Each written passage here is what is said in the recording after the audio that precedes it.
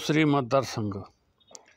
भोसरी मतदारसंघामध्ये महाविकास आघाडी आणि महायुतीची प्रतिष्ठापनाला लागलेली आहे आणि दोन्ही उमेदवार हे एकदम तुल्यबळ असेच उमेदवार आहेत. महेश लांडगे हे महायुतीकडून निवडणूक लढवित असून अजित गव्हाणे हे शरद पवार गटाचे उमेदवार आहेत. आता या मतदारसंघामध्ये एकूण मतदार आहेत 6,848,000 आणि त्यापैकी 3,24,699 पुरुष आहेत आणि 2,76,052 महिला आहेत आणि इतर 97 आहेत. एकूण 6,08,48,000 इतके मतदार आहे.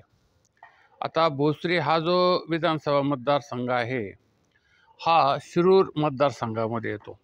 म्हणजे शिरूर लोकसभा जो मतदारसंघ आहे त्यामध्ये शिरूर, खेड, आंबेगाव, जुन्नर आणि भोसरी असे मतदारसंघ आहेत. आणि यामध्ये जी मागं लोकसभेची निवडणूक झाली त्यावेळेस महायुतीचे जे उमेदवार होते शिवाजीराव आढळराव पाटील यांना इथून 9,572 मताचं मताधिक्य मिळालं. पण त्यावेळेस लोकसभेच्या वेळेस वेगळा प्रकार होता आणि आता महायुतीमध्ये फूट पडलेली आणि त्यामुळं एक वेगळा इथं निर्णय लागू शकतो.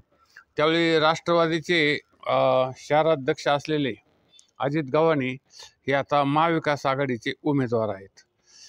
आता या मतदारसंघामध्ये सर्वात महत्त्वाची गोष्ट म्हणजे या निवडणुकीमध्ये प्रचार सभा खूप रंगल्या आहेत. महायुती महाविकास आघाडीचे नेते भोसरीत प्रचाराला येत आहे आणि प्रचाराचा जोर येथे वाढत आहे.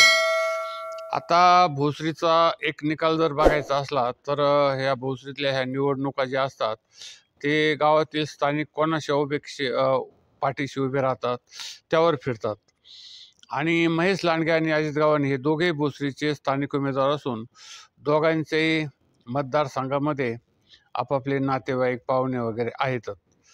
तर अजित गव्हाणे यांची एक जमेची बाजू त्यांचे जे वडील होते दामोदर गव्हाणे हे एक आपल्या बँकेचे जी आपल्या पहिली बँक जी स्थापन केलेली आहे तर त्याचे संचालक होते आणि त्या बँकेच्या संदर्भामध्ये ते पेट्रोल पंप वगैरे करून त्यांचं एक मोठं म्हणजे भोसरीमध्ये नावही होतं कामही होतं म्हणजे दामोशेठ गव्हाणे यांचं. आणि त्यांना ते अध्यक्ष असलेले जे आपले ज्ञानेश्वर लांडगे जे आहेत ते अध्यक्ष होते त्या बँकेचे. म्हणजे जी बँक येथे काही नावं घेण्यामध्ये काही अर्थ नाही आहे, असं काही घ्यायचे नसतात तसे. पण आणि अण्णासाहेब मगर यांच्याबरोबरचे ते कार्यकर्ते आहेत म्हणजे ज्ञानेश्वर लांडगे काय आणि हे दामोदर गव्हाणे काय हे पण. त्यामुळं ते फार चांगल्या पद्धतीचं त्यांनी काम केलेलं आहे अण्णासाहेब मगरपासून. आणि त्यांचे चिरंजीव जे अजित गव्हाणे आहेत हे चांगले कार्यकर्ते म्हणून आहे. परंतु संत स्वभाव आणि एकंदरीत दुसऱ्याला मदत करण्याची प्रवृत्ती ही असल्यामुळं आणि थोड्या प्रसिद्धीपासून अलिप्त असल्यामुळं किंवा काही वेगळा प्रकार न केल्यामुळं ते स्वच्छ व सरळ अशा पद्धतीचे आहेत. आता या निवडणुकीमध्ये महाविकास आघाडीने जरी अजित गव्हाणे यांना मैदानात उतरवलं असलं तरी लांडगे यांच्या संदर्भामध्ये एक सांगायचं की ते देवेंद्र फडणवीस यांचे निकटवर्ती आहेत. पण आता अशा बातम्या येतात की देवेंद्र फडणवीस हे सुद्धा पराभवाच्या छायेत आहेत.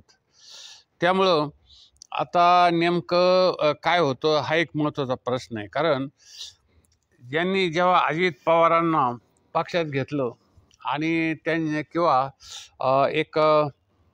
एकनाथ शिंदे यांच्याबरोबर युती केली त्यावेळेसच भाजपचं जे ध्येय निष्ठा वगैरे लोकांच्या मनामध्ये एक शंका निर्माण झाली की हे भ्रष्टाचारी आहेत, ते भ्रष्टाचारी आहेत, हे 40% कमिशन घेतात, ते 40% कमिशन घेतात वगैरे अशा पद्धतीचे एक आरोप प्रत्यारोपाचा त्यावेळेस गदारोप झाला होता. पण आता येथे हे दोघेही जरी असले तरी महेश लांडगे आणि अजित गव्हाणे, महेश लांडगे यांना विधानसभेलाही लोकसभेलाही उभं राहायचं होतं शिरूर लोकसभा मतदारसंघातून, परंतु ते नंतर रद्द झालं. तर या महेश लांडगेंनी एक महत्त्वाची गोष्ट म्हणजे विलास लांडे यांना पराभूत केलं होतं. आणि विलास लांडे हे ज्यावेळेस 2009ला पुनर्रचना मतदारसंघाची झाली त्यावेळेस ते निवडून अपक्ष म्हणून आले होते. आणि मग 2014ला हे बंड केलं महेश लांडगे यांनी आणि अपक्ष म्हणून त्यावेळेस त्यांनी निवडणूक लढवली आणि ते निवडून आले, हे महेश लांडगे. आणि त्यानंतर 2019मध्ये विलास लांडे यांच्या विरोधामध्ये देखील भाजपकडून निवडणूक लढवीत त्यांनी विजय मिळवला. आता येथे महत्त्वाचं म्हणजे हे विलास लांडे यांचे बंधू, पत्नी वगैरे आणि चिरंजीव हे सगळे जण होते हे महापालिके संबंधित होते. कोण महापौर, कोण नगरसेवक वगैरे, त्यांच्याकडे ती पद आहेत. आणि विलास लांडे हे महापौर होते, आमदार होते. तर आता विलास लांडेच यांचे शिष्य येते आणि स्थायी समितीचे हे गव्हाणे अध्यक्षही होते. तर आता रंगत प्रचारामुळं ती आलेले. आता 10 वर्ष हे महेश लांडगे हे 10 वर्ष भोसरीचे आमदार आहेत. आता ते म्हटले की आम्ही विकास कामाच्या जोरावर निवडणुकीला सामोरं जातो. पण दुसरे जे गव्हाणे म्हणतात की तुम्ही काय विकास कामं केले, एक बघा कुठले एक जो पूल झालेला आहे भोसरीमध्ये, तरी गर्दीचा प्रश्न अजून आहे तसाच आहे. PMT डेपो आहे, तिथून तो अलीकडे झाला गावामध्ये जायचा रस्त्यावर अतिक्रमण आणि वाहतूक कोंडी ती तशीच आहे. त्यानंतर एक आपल्या सर्व ज्या भागामध्ये अंतर्गत रस्त्याचा प्रश्न आहे, पाण्याचा प्रश्न आहे, त्याच्यानंतर अतिक्रमणाचा प्रश्न आहे, स्वच्छतेचा प्रश्न आहे वगैरे अनेक प्रश्न आहेत, ते तसेच आहेत अद्यापर्यंत. त्यानंतर महापालिकेमध्ये समाविष्ट जे गावं झाले होते तर त्या रस्त्याचं तिथं प्रश्न महत्त्वाचा आहे, तो एक आहे. कचऱ्याच्या प्रक्रियेचा प्रश्न आहे.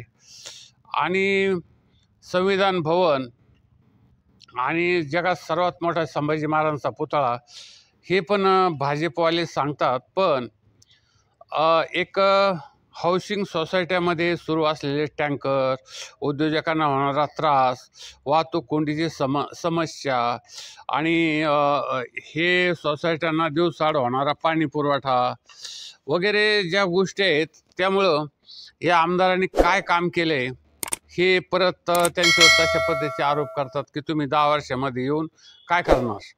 आणि असं असलं तरी हे आमदार थोडेसे नवीन लोकांना काही भेटत नव्हते, म्हणजे हे महेश लांडगे. आणि त्यांचे काही जे व्यवस्थित आपले चौकडी म्हणतात त्यांच्या संदर्भामध्येच ते करत होते. मग ते कार्यकर्ते असोत, प्रेसवाले असोत वा कोणी असोत, ते काही दुसऱ्याला येऊ देत नव्हते. कारण एका दिवाळीच्या वेळेस त्यांना भेटण्याचा प्रयत्न केला. त्यांचाच एक पित्या मला म्हटला तुम्ही काय त्यांच्यामध्ये नाही, तुमचं नावही नाही, काही नाही. अरे म्हटलं मी अण्णासाहेब मगरपासून या पिंपरी चिंचवड नगरपालिकेमध्ये काम करतोय, राहतोय आणि अनेक भाडेकरू घर बदलत पुणे, पिंपरी चिंचवड सर्व हिंडलोय. तर हे म्हणजे एक ही जी निवडणूक होते की अजित गव्हाणेचे जे दामोदर गव्हाणे होते, तर त्यांनाही पेट्रोल पंपावर आपलं भेटून त्यांचं काम करायचं, घरी जाऊन भेटून यायचं. तर ते फार स्वच्छ आणि चांगल्या पद्धतीचे माणसं होते. त्यांची चिरंजीव चांगली आहे. आणि आता एक परिस्थिती अशी आहे की कुणाला वाईट म्हणणं योग्यच होणार नाही आहे, सगळेच चांगले आहेत. कारण निवडणूक एका रात्रीत फिरते आणि ती एका रात्रीत आज बरेच मतदारसंघात पैसे वाटताना लोक सापडलेले आहेत. काही मतदारसंघामध्ये सोन्याचे दागिने वापरताना सापडलेले आहेत. काही चेक नाक्यावर सोन्याचे दागिने, भेटवस्तू, भांडेकुंडी वगैरे अनेक प्रकारचं काही ना काही सापडलेले आहे. खुद्द कल्याणमध्ये सुद्धा तशा पद्धतीने सापडलेले.